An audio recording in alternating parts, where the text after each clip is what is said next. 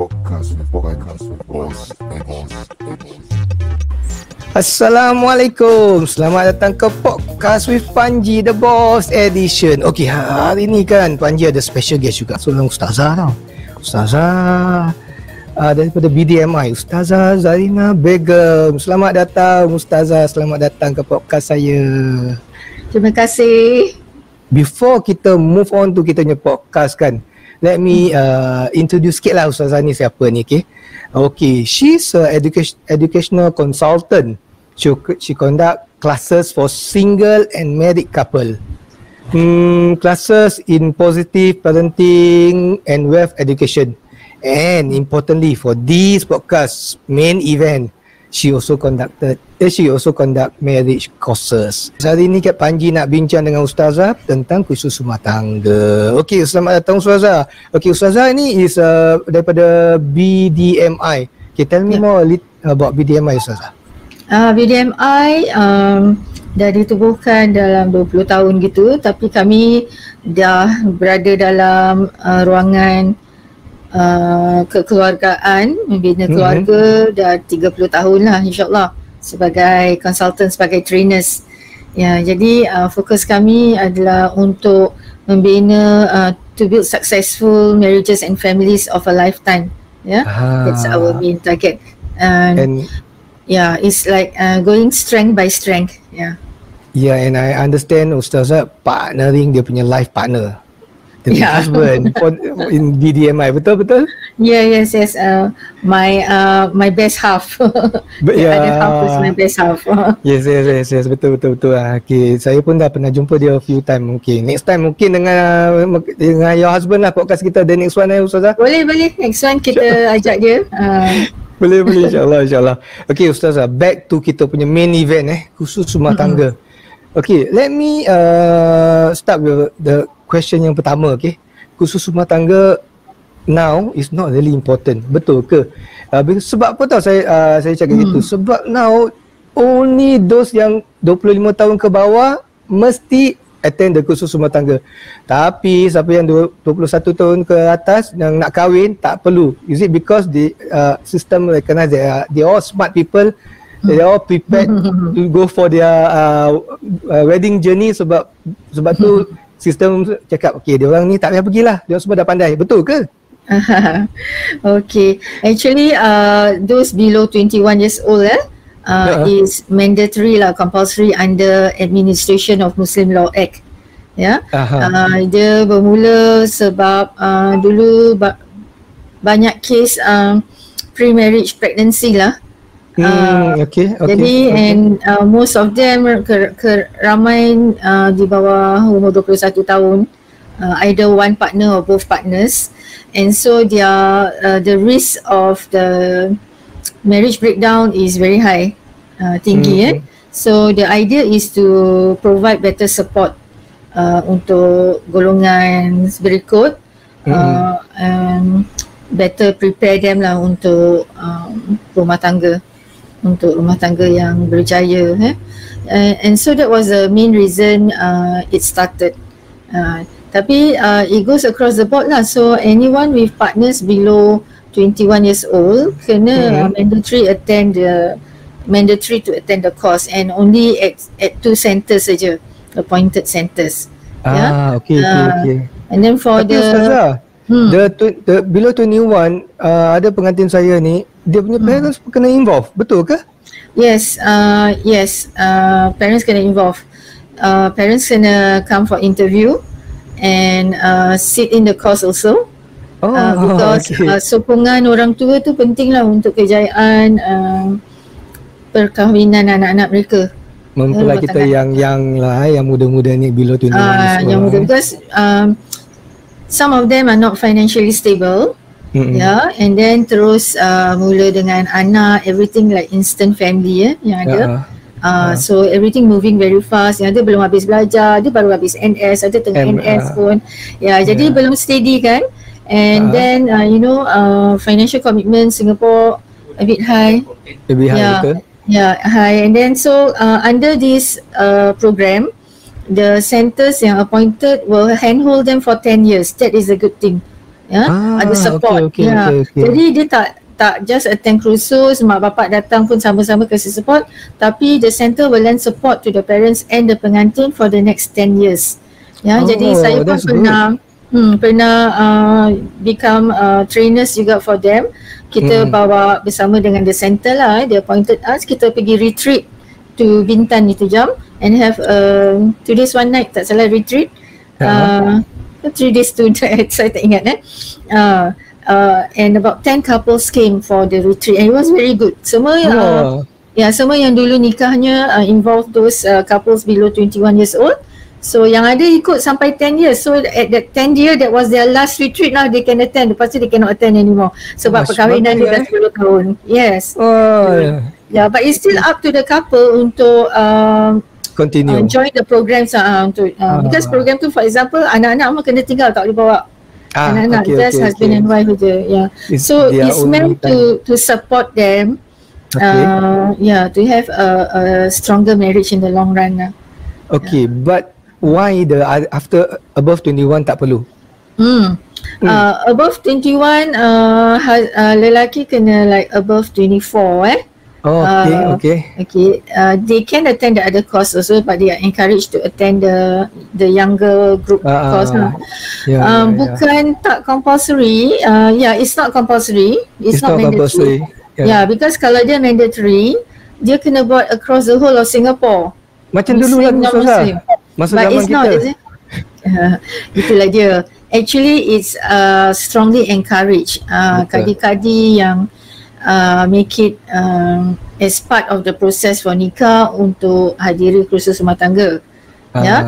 Jadi now that certificate is issued online untuk apply HDB semua, jadi ada kelonggaran di situlah untuk peserta buat pilihan untuk attend ke tidak, mereka masih dapat certificate for marriage lah, certificate marriage. Except that sekarang memang di ROMM when you register, bila awak membuat pendaftaran, on the form they will ask you whether you have attended the marriage preparation course. So you are expected to attend the marriage course before you meet your kadi for bersamamu. So banyak couples bila dia register, bila answer that question, dah attend course ke belum?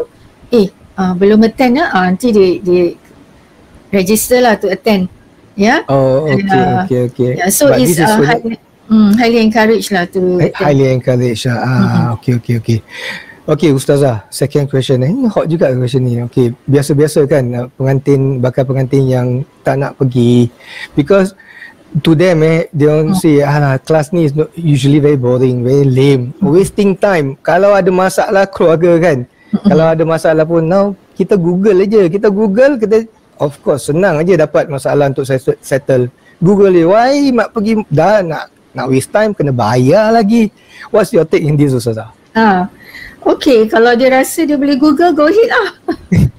Kan, kita tak boleh tahan. This is a free world. They are adult, independent. So if they know what they know, then it's fine. If they know what they don't know, they know how to look for it, that's good. The point is sometimes we don't know what we don't know. Betul, tak kenal tak cinta kita tak tahu apa yang kita tak tahu, dan kita tak tahu apa yang orang tahu. Orang pandang tu, ada pandangan itu mengenai diri kita, they have that perspective. But kita blind spot, kita tak nampak, kita didn't know. And also because it's good when you attend together. Sometimes I say I think I know, but my partner tak tahu, is it? And then what I understand, dia understand differently.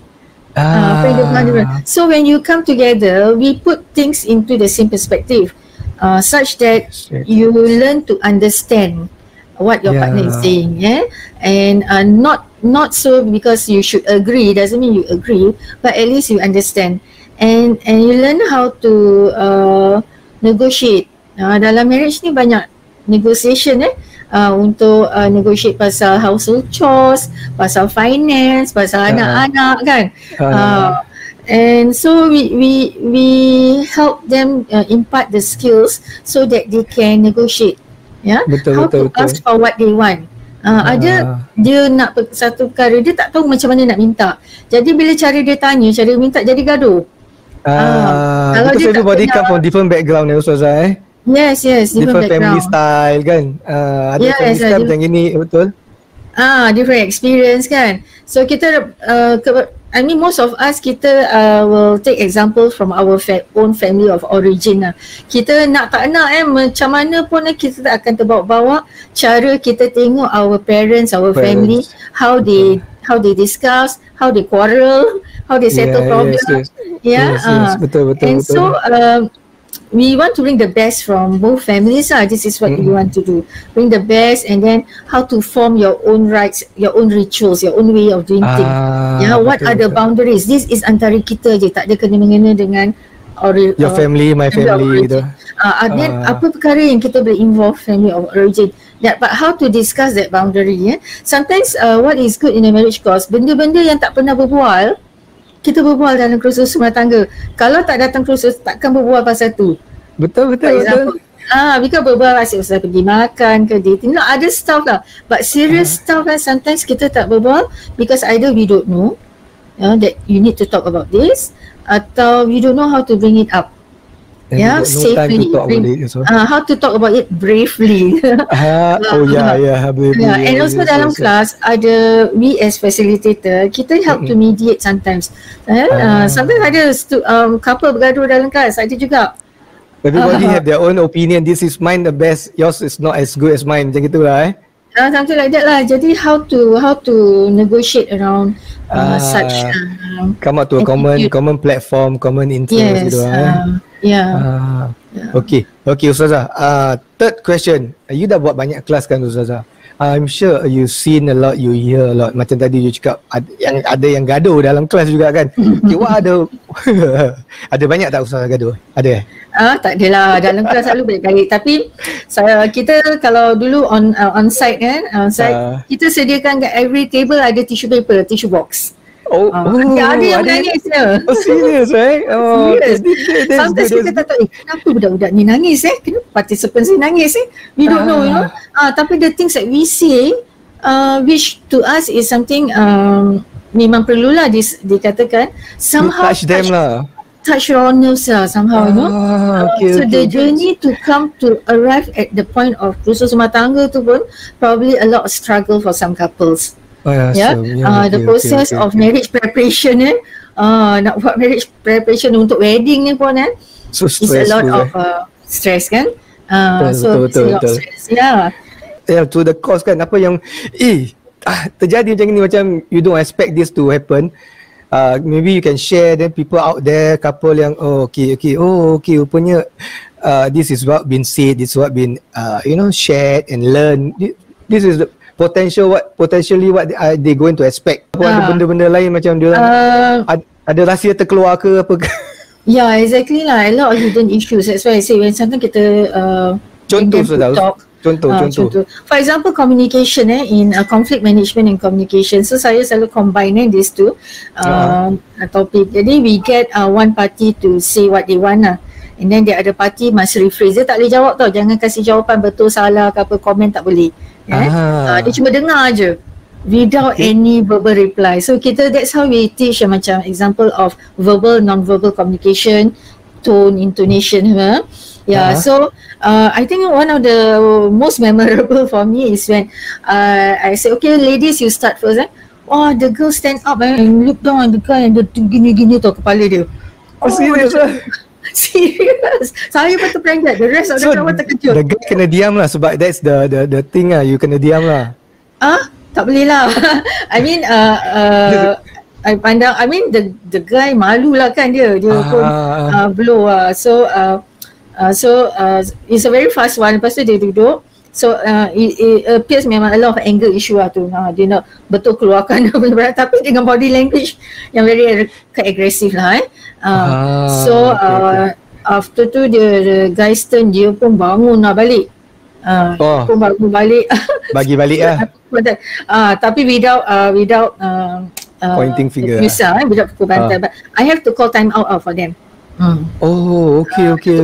Because it's affecting the moral on the emotion of the class. I have to call time out. It is like time bomb. They're just waiting for opportunity to give out right? Macam Yeah, because mungkin sebelum ni they do not know how to express atau the chance to be heard tau. Tak can bercakap. This is also another thing yang sometimes I find. Rupanya yang kadang after class the couple came to me or the girl came to me satu kali, Madam Zarina atau Ustazah, terima kasih banyak-banyak. Thank you so much. I said, kenapa? Alhamdulillah. You know, before this, I tak pernah dengar dia berbual. I just realised selama ni, I aja yang bercakap. One way street aja. Yeah, in the relationship. So this is the first time I heard him speak his mind about his feeling and everything. Awesome. So she learned how to listen. She learned how to zip her mouth, shut up. In other words, kind of thing. And how to really hear him out. Yeah, that was another good takeaway from me lah. And memang ramai couple give us that validation about how this class actually at BDMI. What we try to do is to give couples the ability, the efficacy we call it, to be able to manage their own conflict. Tak payah sikit-sikit lari pada orang ketiga ke orang tengah ke apa kan, tapi dia sendiri boleh secara tenang take time out ke apa, how to solve their problems, because kita tak boleh lari dari masalah dalam rumah tangga. Research has shown that 85% of successful marriages, those who have problems tapi they cannot solve the problems, cuma they learn to manage it. Is it true most of it because communication problem? Is I think not just communication tapi attitude lah. Attitude. Because attitude untuk berubah. Marriage is not an instant fit. Kita kena always be ready to be humble, humility, rendah diri, lower wings, rendah diri. Nak dengar tu, nak listen tu, kena really push down your ego, your pride. So humility is important. Gratitude, syukur dengan apa yang ada pada pasangan kita, pada diri kita. Dan ketiga, I think intention lah, niat tu penting. Kenapa kita nak teruskan hubungan ni, rumah tangga ni, I think penting. So having that bigger picture, wawasan, vision and goals, having a purpose for the marriage is important. The purpose would be to find that purpose bigger than just this couple. Tujuan perkahwinan ni bukan untuk just pleasing each other je, but it's a bigger reason. Pleasing each other and to accept what it is, the good one and the bad one of them, their individual. Betul tak? And when you have a bigger purpose, you are able to forgive more easily. You know, yang benda-benda yang kecil, yang mungkin pandang besar mula-mula jadi kecil lah bila ada bigger reason. All this terkeluar dalam dalam kursus, dalam classes Ustazah. All this ada, I mean all this couple ni, I mean they don't know but suddenly all this come out because they go through these classes in front of you. You seen this Yeah, kita bring it up lah. So maybe they don't know what they don't know, like I said just now. Then it becomes something new. Yang ada they already know, but they're not too clear about it. Then kita help them talk and have a shared vision. The idea about marriage kan. Yes. Okay, one thing, how about the nafkah thing? There's a lot of issue in nafkah thing. Can you tell me, betul tak? Duit aku, duit engkau, duit aku. Boleh Google lah, tanya Syekh Google lah. Google Yes. Nafkah, sebab bila nikah, pasangan akan, gantian lelaki akan baca taklid. Taklid is a nuptial agreement which is binding under amla. That means boleh bawa pergi court lah, boleh bawa ke mahkamah. And under this taklid, a lot of things is tied up, it's tied up to nafkah and treating your wife well lah. Satu. Jadi nafkah tu, understanding concept of nafkah is very important sebab dia diletakkan atas bahu suami. Dalam Islam diletakkan atas bahu suami. Jadi suami kena faham lah peranan dia sebagai provider. Provider provide for what. Tapi does that mean wife cannot step in to help out? How does the wife step in to help out kan. So this role sharing of finances. Jadi dalam nafkah ni pun then we talk about being reasonable lah. If you are willing to marry a man of this ability kan, then you must be prepared to live within the means. So helping the wife to understand that if you want a higher level of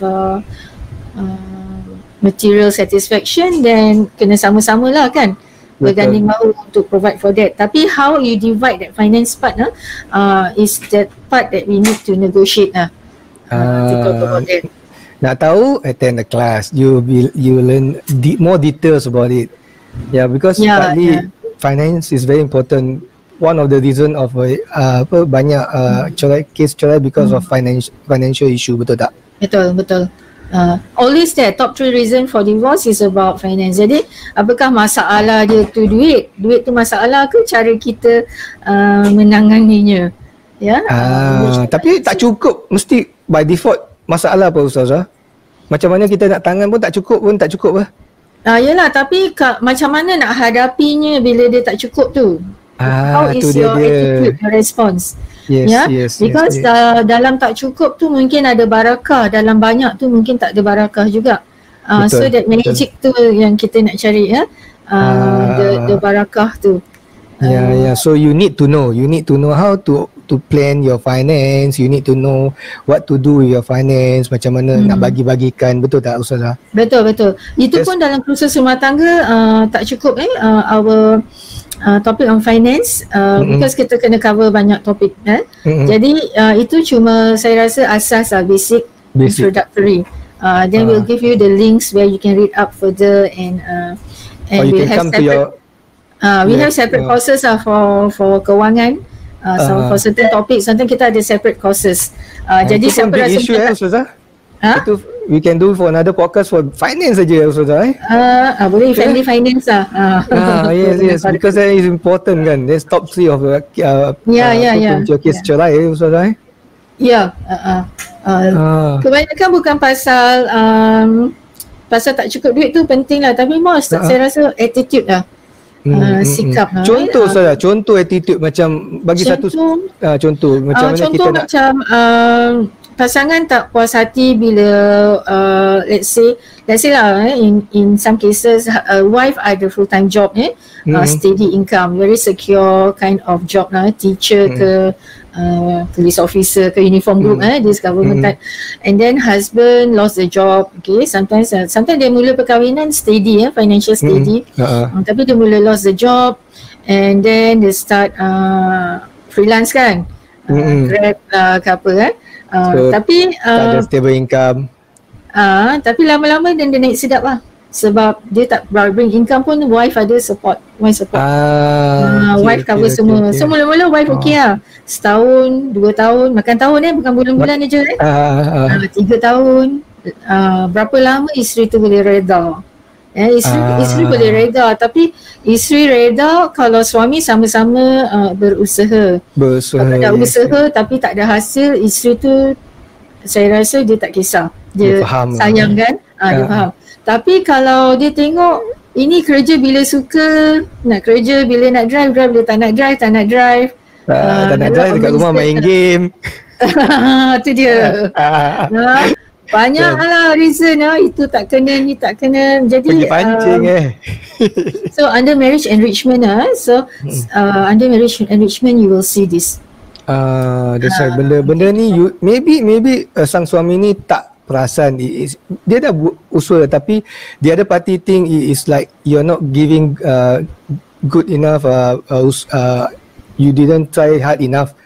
Tu dia macam makan diri, makan hati tu, betul tak, over the time, right? That's why mesti ada that communication,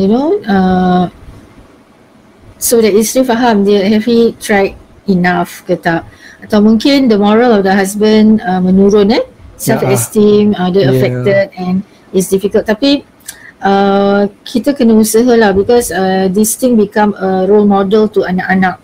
Betul. Anak-anak tengok switching of role lah.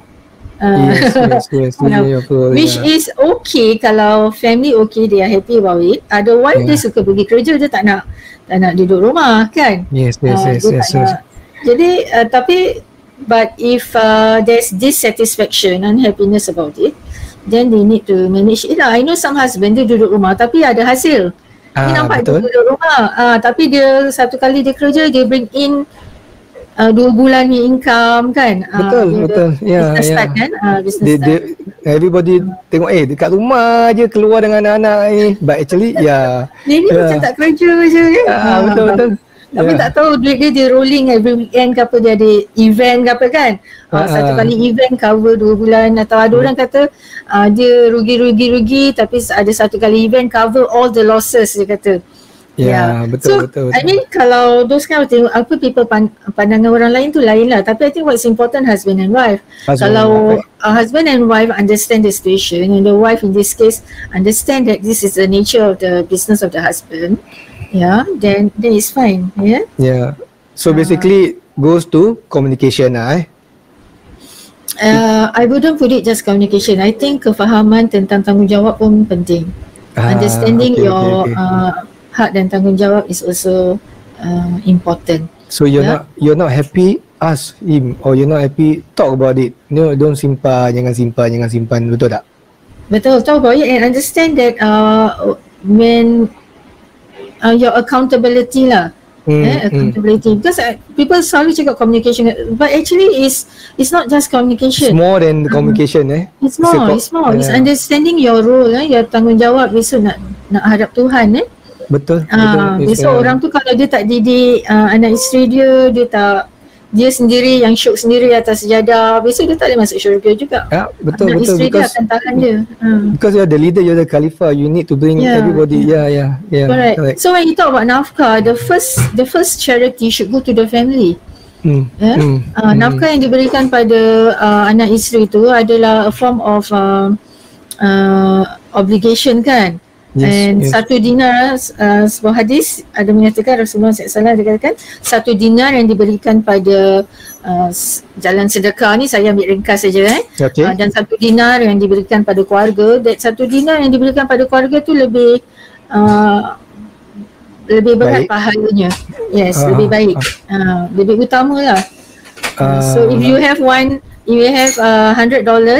and that's the only thing you have, siapa you kasih dulu, for example.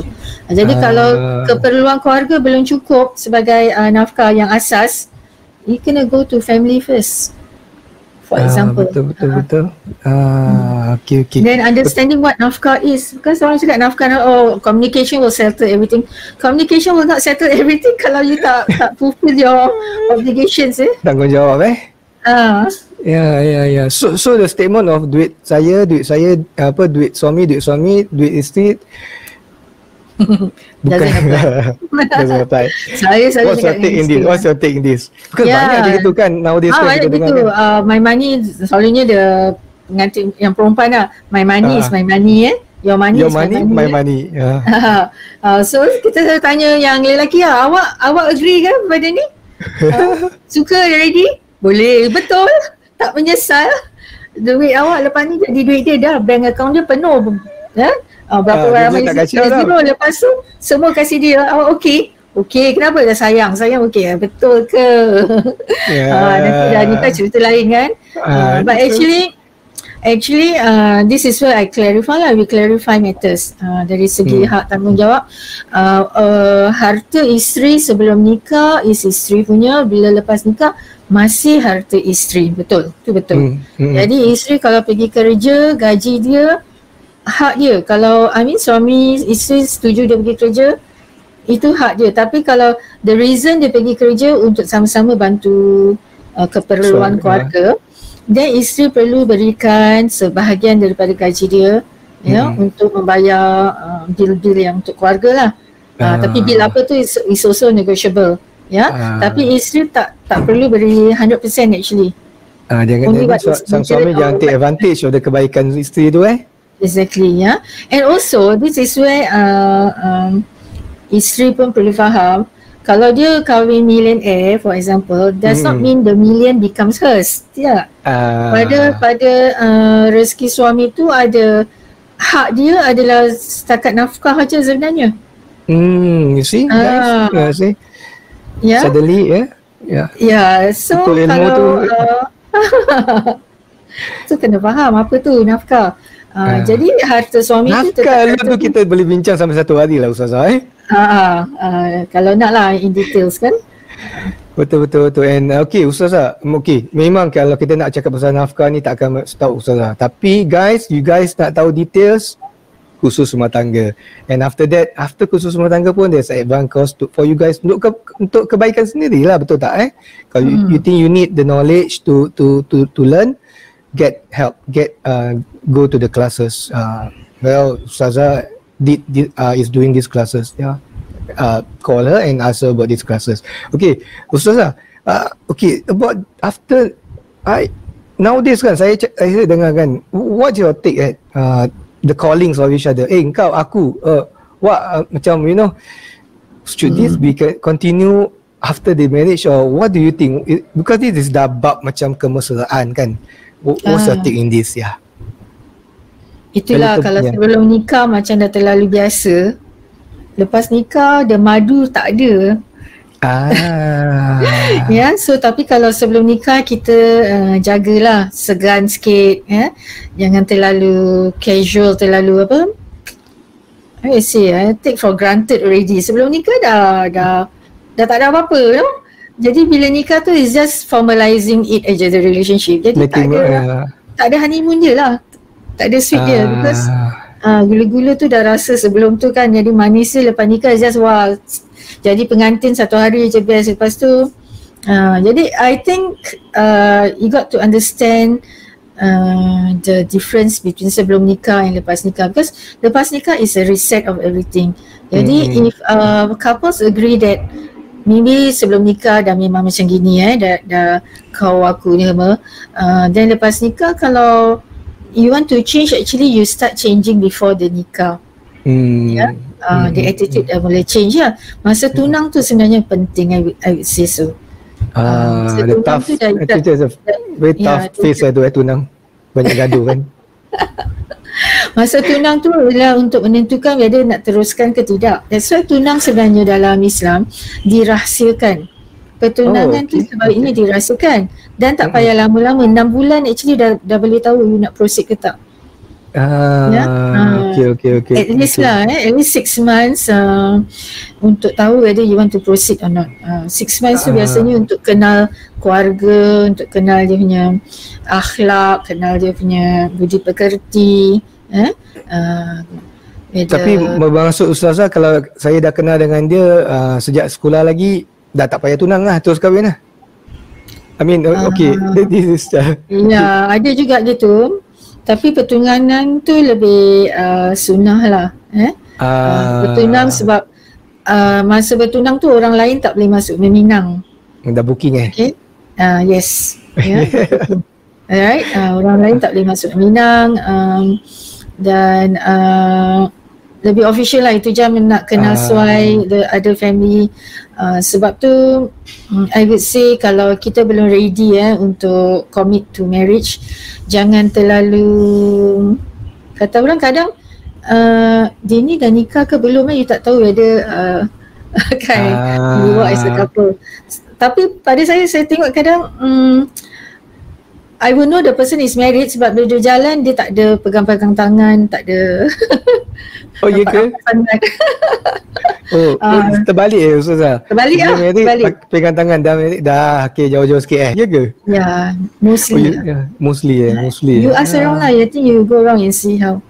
Okay, kita buat you buat survey the display of affection is different. We should not be the way lah, it should be the balik right. Patutnya lepas nikah lagi rapat but at times you can tell lah, some people they really fall in love after they nikah. Sebelum nikah dia suka, of course they still have a sense of love for each other tapi lepas nikah tu baru betul-betul lah di real love lah kata orang. Yalah, no husband, you can ask me anything, I can tell you anything, you know.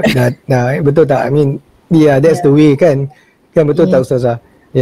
That's where you really Yeah, so that's why I said even though dia kenal dari bangku sekolah, yang ada kenal since kindergarten tau. Betul.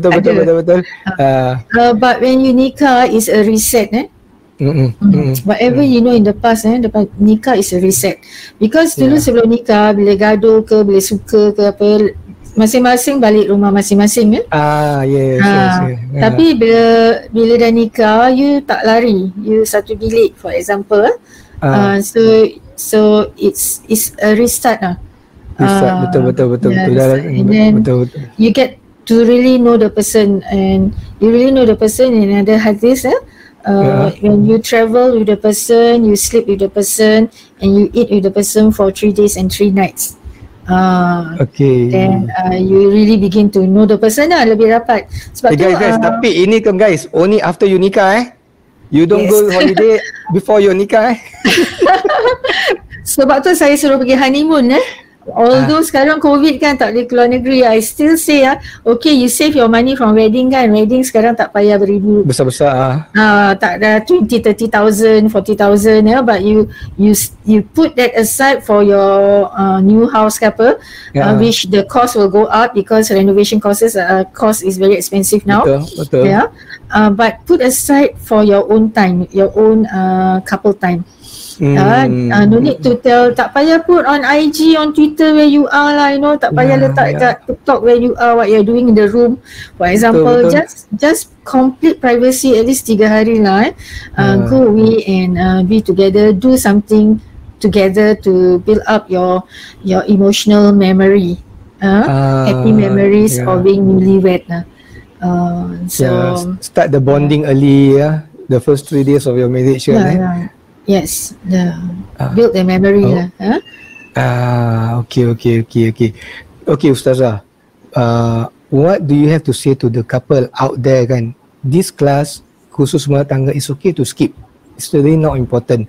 What's your advice?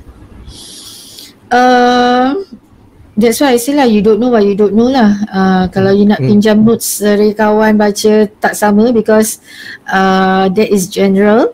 Like for me, yang ada tak ada masa I understand sometimes we have doctors lawyers, they really don't have time really on call. Like today kan, they are on call uniform group so we have private sessions. We have private session, don't have to attend 2 full days if you don't have the time, and we can arrange for a 1-day crash course or intensive course, and this one is to discover blind spots blind spot, there's a keyword. So what I do is under BDMI kita ada special tool, an online tool which is evidence based, has been researched, used by more than 500,000 people in Asia itself juga. So it's proven to be very quite accurate. So we zoom in on the couple, dia punya relationship strength and growth areas. Jadi bila saya discuss dengan mereka, saya dah ada dia punya, they will also receive the report, where are their strength, where are the areas that they can improve on. So saya zoom in on those areas saja, so kita tak waste time. Kita optimize the time with them. There you go. You see, you're not just going to attend a class and get bored and sleep over it. No, you see, like Ustaz said, there's a lot of things that we do not know. They are the specialists. They know how to make it more fun, and of course, you will learn a lot of things that you don't know, because you do not know you don't know. That's why you don't know what to ask. So I'm sure by attending this course, your journey in a marriage will be much more pleasant. Betul? We'll start with InsyaAllah pleasant. As I say, if you apply kan. If you apply. Kalau kita apply the whatever you learn in the kursus rumah tangga, you apply, of course. InsyaAllah you have pleasant and you start with pleasant wedding journey as a newly wedded couple. Yes. Because we did a evaluation, is it?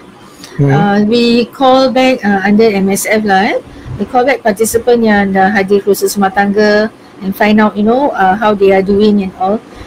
It actually, we got feedback that it actually saved some marriages from divorce. Ni dulu kita belajar kan dalam kursus buka balik notes, kadang they call us back, come back for refreshers. So it does show that it helped you don't need, you attend, it does not mean 100% you masuk, you 100% you use. Kalau you can use 20% aja, that can save your marriage, that can help increase the love, the compassion in your marriage, I think why not? Kan? Betul. You don't expect 100% turnover. We just want to take what we need to booster ni, to take a booster for your relationship. Betul. Ustazah, behind the scene you had mentioned about the after the nikah 10 years of journey you guys follow, or you bring a group of pengantin lama kan over and belajar balik what they learn. Can you tell me a little bit about that? Yeah, so I receive increasing number of requests lah. Ada kursus tak untuk orang yang dah nikah? That is after how many years of nikah, Ustaz? Jadi yang ada macam sebelum nikah dia tak attend kursus kan. Jadi first year marriage dia dah cari kena attend kursus lah. There's something I don't know ni macam mana nak handle ni so diorang datang kursus for married couples already lah. Alright, so kursus for married couples which I also enjoy sebab dia dah nikah kan. Kita nak buat aktiviti yang pegang-pegang ke, ada contact pun easier for us and more emotional lah because they went through dah rasa sikit asam garam rumah tangga tu jadi quite impactful lah. Jadi those yang belum attend kursus prakahwin is important, tapi continue dengan kursus enrichment untuk rumah tangga. Jadi what we have done is dari those yang baru nikah sampai dah 10 years, yang ada I found out 20 years, dah 20 tahun nikah pun they came back for courses. Jadi my plan is to do maybe every month crash course lah for those yang dah nikah kan. Just nak refresh balik, then I hope end of this year maybe between October to December, belum confirm, to do a couple retreat, get away for couples. Just to macam ignite balik intimacy atau refresh balik the purpose of this marriage, atau just to get away. Kadang they say betul, all we talk about is about the children, about kerja rumah, about sometimes parents got to take care of parents again, aging parents. So it's never about us, there's no me time it's not our time, we time. We exist just for others. Jadi sometimes when that happen kalau kita tak jaga, when children dah besar, orang tua kita dah meninggal, suddenly tinggal kata orang birds left the nest kan, tinggal berdua je. Suddenly sometimes some couples find, do I need you? There's no me. Is there any marriage and any purpose or not? Along the way dia dah tercicir the intimacy lah, the connectedness, the feeling of attachment to each other, itu nak kena jaga. Like a student asked me, participant asked me, Ustazah, how do I know that my marriage is on the right track? So this is one of the key divine guidance dari Surah Ar-Rum chapter 30 verse 21, that you need to build sakinah, mawaddah and rahmah in your marriage, and it's only for those who reflect. Untuk orang-orang yang bertakafur dan berfikir. Reflect means you use your mind and your heart. You need both. Where is this mutual love and rahmah that you bring into your relationship, such that ada ketenangan, the sakinah. So basically that's the key message in all the courses that we do, and also about the importance of collaborative relationship, kebersamaan. Dia bukan suami lebih tinggi daripada isteri. Although Allah Ta'ala memang appoint husband as leader, because anywhere you drive, you must ada one driver kan, a co-driver is just as important. So this collaborative relationship is very important. Betul. There you goes guys. Before, after khusus rumah tangga, ada you want or don't want. You want to save your marriage, or you want to have a good marriage. You have a lot of guide. There's a lot of classes out there for a good marriage. You just need to commit.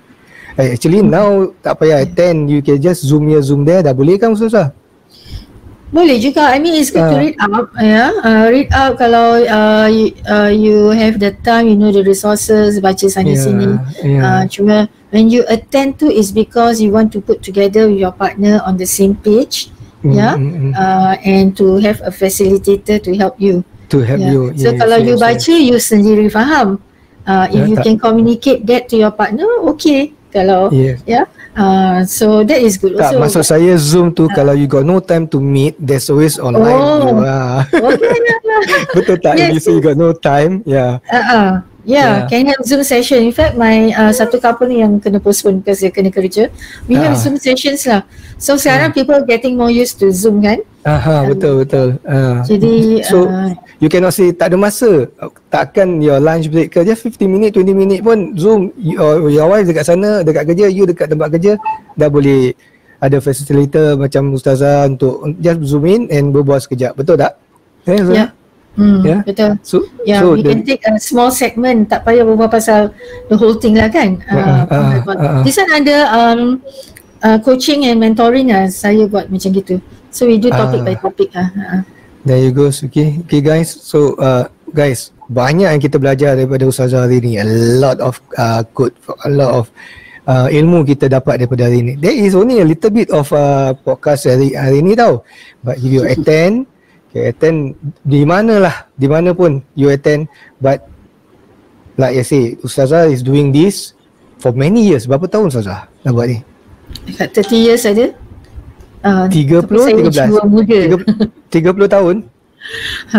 Almost 30 years. 30 tahun guys. I started before I got married actually. Dah start talking about this. So I dah kahwin 28 years. 28 years. I'm sure she will share her personal experience also. I'm sure insyaAllah. Betul tak? Yes. Of course lah. Keluar. Mesti terkeluarnya. Guys, that's why. Journey in a marriage, there's a lot of potential masalah, but like this podcast we dapat congkil, it's not only communication, it's about your attitude towards your relationship, your commitment towards your relationship, and where you want to go after that. What level you want to achieve. Betul tak Ustazah? Betul, you're so right. But yes, on that note kan Ustazah, your final advice, yours maybe 1-2 tips to a good marriage. Okay, there's a lot of things of course kan. Satu je, jangan banyak. Kalau dia nak tahu banyak, dia attend your class. So I would say that why do you want to remain married? What do you want to leave behind? How do you want your keturunan, your ancestors to remember you? Alright. So when you enter marriage, you're already preparing yourself for your generation. Alright. Sebab anak-anak kita have no choice on who we are. Right. But we have a choice, a decision on who we want to be, how we want to be. So be the best spouse, the best parent. The best grandparent, so that 100 years after we die, anak cucu kita semua yang masih hidup masih ingat kita dan doakan kita. Itu yang kita nak. Our legacy, the good one or the bad one, or and it is this is very wide topic, but you know there's a lot of potential masalah akan tiba kalau you choose or you choose the wrong one because you think this is the best way. You do not, because you do not know, you tak ada knowledge, you tak ada ilmu. So hence getting ilmu, belajar, getting sharing session with somebody else like BDMI, and you open up to more ilmu or more choice of your path, your journey in marriage. Betul tak Ustazah? InsyaAllah we help you to reflect lah. Reflect. Betul-betul. Okay. Ustazah, what is the best way untuk couples out there, bakal couples, bakal pengantin ataupun pengantin lama lah pun boleh contact you? What are the platform that they can contact you? Okay. I'm on IG at IG Marriage and Family. Follow us on Marriage and Family, so you can DM us from there juga kan. You can contact us directly because we will advertise our classes kat situ juga. Dekat FB kita under Successful Marriage and Family of a Lifetime. That's my FB page. Ada website Ustazah? Website ada, semua website saya tengah nak revamp. Website https bdmi.sg. bdmi.sg. Okay, can. And is there any contact number, official contact number for them? Yes, we have a contact number. They can call us or WhatsApp us. We like to communicate by WhatsApp at 9188 0610. Okay, repeat sekali lagi Ustazah. One more time. 91880610 91880610. Because kita selalu tak contact number kita sendiri kan. So okay guys, whatever it is, to me khusus rumah tangga is actually important lah. Find some time. Sebab dia dah kahwin, dia rasa penting kan? Betul. Because and also I've been a photographer, you know. I seen a lot of young couple before when I give the gambar, dah bang, kita dah cerai dah. Oh my god, yes, memang ada. So 2 bulan je ada. Correct. Belum video dah siap, dah nak tanya bang, tak payah bang, you don't need to proceed. Kita dah bercerai. You know, so that's why hence I have this, I want this podcast to be done with you. The problem dah ada siang-siang before marriage, tapi before marriage they close both eyes does thinking that it will go away. Does the kursus doesn't help? Does the kursus didn't, this one is those yang tak attend the kursus? You mean that? Yang ada attend. That's why they say kalau awak for attend the kursus, because the kursus jangan attend. I mean you can attend anytime, but it's good if you attend like before you tunang atau you baru tunang, you terus attend. 1 year before your wedding, 6 months before your wedding, terus attend the course. Jangan tunggu 1 week before baru nak attend. Sometimes some people dah terlambat actually, because dah letak deposit dengan cameraman, dengan mak andam, dengan apa. The money is tied down already so when they come to the course dia tahu ada banyak problem, they know. So whatever it is, kita buat aja lah, nanti boleh cerita lah. Nanti we try to settle satu-satu after that. Which is fine if you want to, you can settle satu-satu, but you must be prepared to make the change. Which is no good. You start with a very bad start. You start with a lot of hatred in each other. You start your marriage journey with a lot of problem with each other. Without, I mean problem mesti ada, tapi kita kena talk about it before become low ball to bigger problem. Betul tak Ustazah? Betul. So of course it's not too late lah. Kalau they come, it's still good. But how they going to carry it forward is really up to them after that. Basically you need to have knowledge Ustazah. So you have to acknowledge your problem also. Betul tak? Admit that sometimes you got to admit that you need help. You got to admit that you need help. Because I got like experienced couples yang attend 2-3 kursus kursus kat masjid, kursus dekat, katalah dia tak attend, they didn't come to us, but they told me lah when they came for help kan. So they attended 3 macam kursus bagus they really went out to seek knowledge and all but still come back to attitude after that. So ilmu tu satu, tapi kalau kepribadian kita degil, tak nak tukar, tak nak berubah, tak nak ambil nasihat, too much pride yes. For the woman, for the man ego, I'm the husband, so wife kata, why you make me choose between you and my family? Dia kata that one itu hot topic tu. Difficult lah kan. So to take time untuk ambil jalan tengah, it requires time and support from family pun. Tapi kalau family susah, jangan cakap, tak boleh cakap habis kat sini kan. Banyak campur tangan dan banyak involvement, belum apa-apa dah banyak involve. Rojak jadi That's why guys.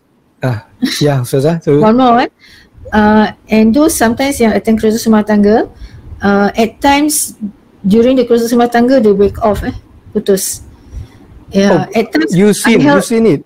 I have to help them break off sometimes. They came to me to help putuskan. Yeah, because it's just just not workable. Kalau dia teruskan pasti cerai. Yeah. Pasti cerai. So it's not workable between them. Cuma they do not know how to break off because they're so emotionally tight already.